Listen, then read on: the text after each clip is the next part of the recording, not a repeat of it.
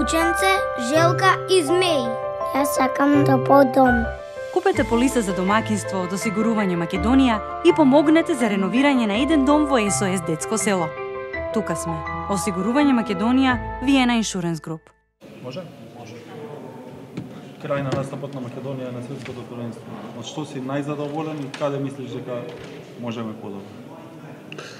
Јас мислам дека ние не завршивме, ама ние очекуваме да поминаме групата и сакавме да поминаме групата и овие напревари не беа пријателски напревари, не слуша за ништо за нас, ама треба да играш добро, треба да се обидиш да победиш, со што сега е важно да победиш. Ние се обидовме да победиме вчера, денес, ама не се игра како се игра кога играш групата. Јас мислам дека кога се играме групата имаме многу добар ниво проти сите репрезентација. Вие знаете, кога немаме шанса да победиме, поминаме на сите да играме уште една војна и ние се спремаме да поминаме групата, со што реална шанса беше така и ние постигнаме да поминаме, само тоа.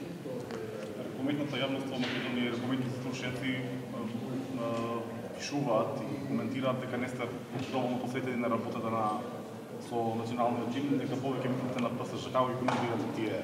Да, јас мислам дека сега завршиме, јас сум со репрезентација и има многу време да зборуваме околу се, што ова Европско првенство зборува се многу работи и јас сум... Можеме ли да очекуваме да бидете на купата против Исланд за 2 месеци сега? Не знам.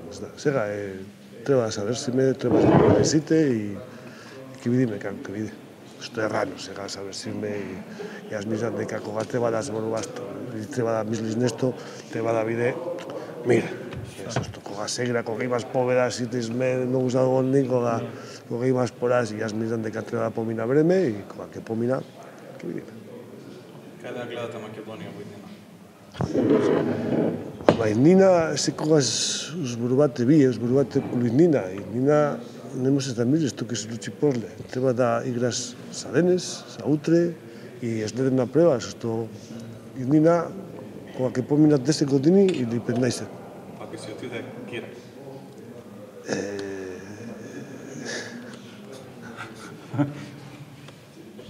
Добро. Јас преферирам да не кажувам ништо.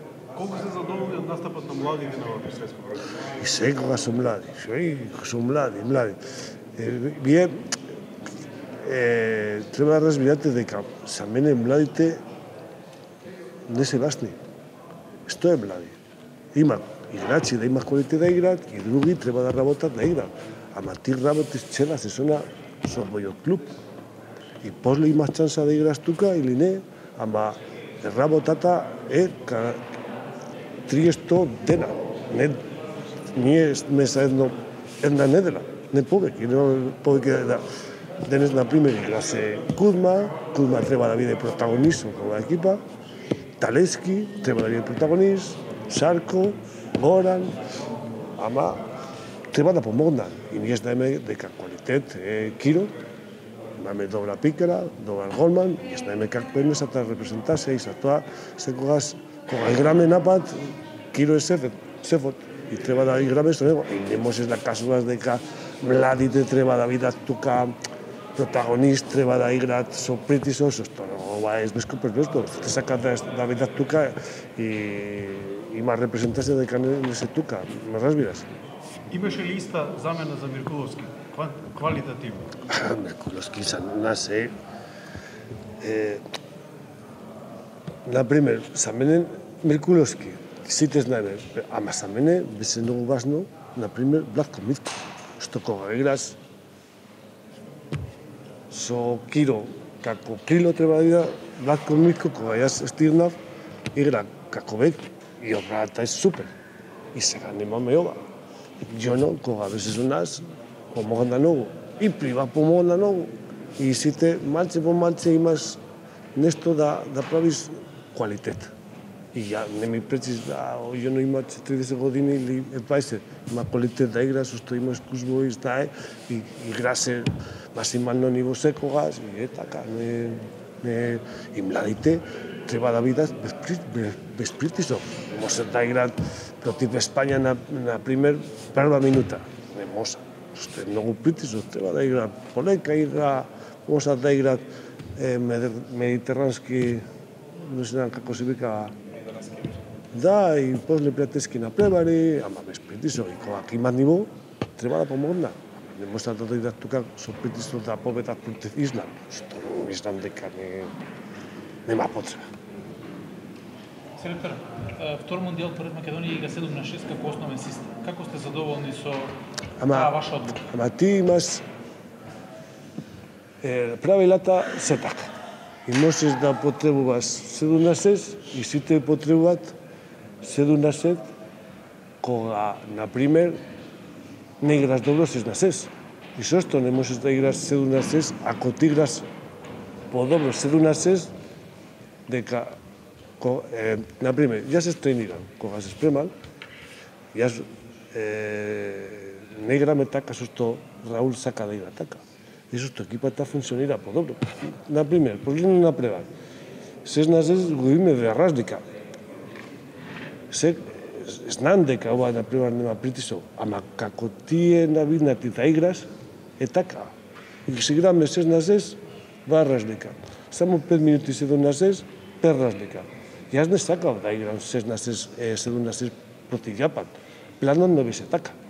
Планот беше да играме 6-6 првите против Јапан, против Бахрейн и после никој не знае да играме 7-6 и против Хрватска употребуваме 7-6 и ќе биде изненаден. Ама проблемот е дека планот не беше така, зашто кога се играме против Јапан, првите 15 минути ние веднаш не лесиме. И ако нема победа, планот не служи за ништо. И против Бахрейн така беше. И ние се играме 15 минути 7-6, имаме 5-6 разлика.